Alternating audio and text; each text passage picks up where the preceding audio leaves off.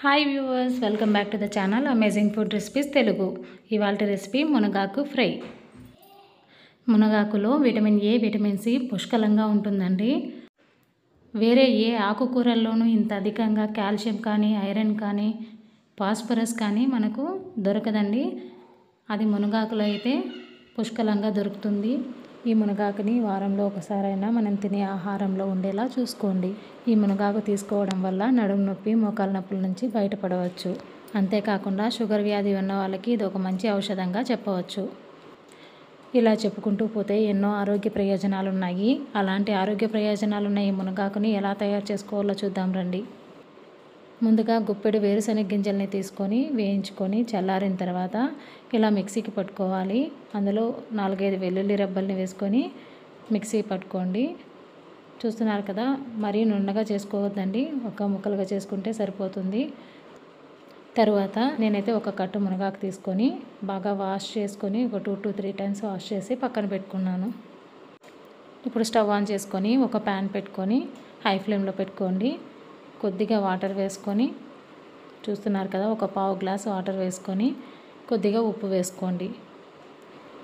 నేనైతే రాళ్ళ ఉప్పు వేసుకున్నానండి, సాల్ట్ కూడా యూస్ చేసుకోవచ్చు.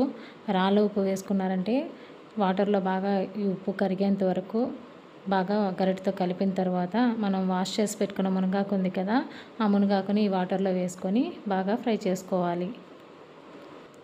వాటర్ ఎక్కువ వేసుకోకండి, ఒక పావు గ్లాస్ వేసుకుంటే సరిపోతుంది. ఈ ఆకులో కూడా మనం ఇంతకుముందే వాష్ చేసి ఉంటాం కాబట్టి తడి ఉంటుంది, అదే సరిపోతుందండి.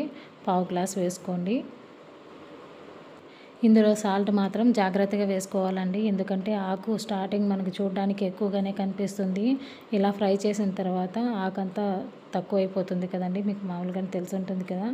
ఆకు ఏ ఆకు అయినా మనం ఫ్రై చేసిన తర్వాత క్వాంటిటీ చాలా తగ్గిపోతుందండి. సో ఉప్పు మీరు చూసుకొని వేసుకోండి. మీ దగ్గర ఉన్న క్వాంటిటీకి ఎంత ఉప్పు వేస్తే సరిపోతుందో అంత వేసుకోండి. ఇప్పుడు ఇలా మనం కలిపేటప్పుడు ఉండలు లేకుండా జాగ్రత్తగా కలుపుకోవాలి. చూస్తున్నారు కదా, మనం వేసిన వాటరే దీనికి సరిపోతుందండి.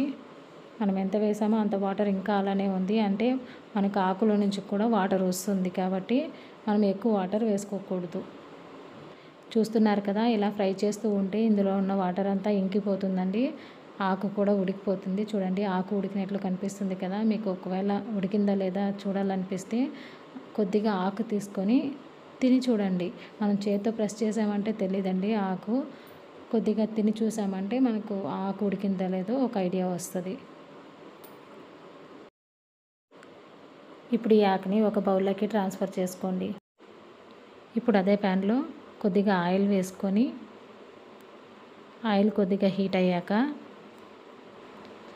ఎండుమిర్చీలు ఒక 4 లేదా 5, దంచిపెట్టుకున్న వెల్లుల్లి రెబ్బలు ఒక 4 లేదా 5, కొద్దిగా జీలకర్ర, కరివేపాకు రెబ్బలు ఒక 2 వేసుకొని ఫ్రై చేసుకోవాలి. ఇది ఫ్రై అయిన తర్వాత మనం వేయించి పెట్టుకున్న మునగాకు ఉంది కదా, ఆ మునగాకు వేసుకొని ఆయిల్లో బాగా ఫ్రై చేసుకోవాలి. ఇలా మునగాకుని ఒక 2 లేదా 3 నిమిషాలు ఆయిల్లో ఫ్రై చేసిన తర్వాత ఒక 1/2 స్పూన్ పసుపు, 1/2 స్పూన్ చిల్లీ పౌడర్ వేసుకొని బాగా ఫ్రై చేసుకోవాలి. బాగా మిక్స్ అయ్యేలాగా మిక్స్ చేసుకోండి. మీకు స్పైసీకి తగ్గట్టుగా చిల్లీ పౌడర్ వేసుకోండి. మనం ఎండుమిర్చి కూడా వేసుకున్నాం కాబట్టి చిల్లీ పౌడర్ చూసుకొని వేసుకోండి. చిల్లీ పౌడర్ వేసాక ఒక 1/2 to 1 minute ఫ్రై చేసుకున్న తర్వాత వేరుశనగ గింజల పొడి చేసి పెట్టుకున్నాం కదా, ఆ పొడి ఇందులో వేసుకొని బాగా మిక్స్ చేసుకోవాలి. మామూలుగా నేనైతే వేరుశనగ గింజలతో పాటు నువ్వులు కూడా వేసుకుంటానండి. ఈరోజు నువ్వులు వేయలేదు. ఒకవేళ మీకు ఇష్టమైతే నువ్వులు కూడా వేసుకొని ఫ్రై చేసుకోవచ్చు. మీరు నువ్వులు వేసుకోవాలనిపిస్తే వేరుశనగ గింజలు వేయించిన తర్వాత నువ్వులు కూడా వేయించుకున్న తర్వాత రెండింటిని కలిపి మిక్సీ పట్టుకోండి, దానిని యూస్ చేసుకోవచ్చు. ఇక స్టవ్ ఆఫ్ చేసుకొని సర్వ్ చేసుకోండి. అంతేనండి, మునగాకు ఫ్రై రెడీ అయిపోయింది. అంతేనండి, ఎంతో హెల్తీ అండ్ టేస్టీ మునగాకు ఫ్రై రెడీ అయిపోయింది.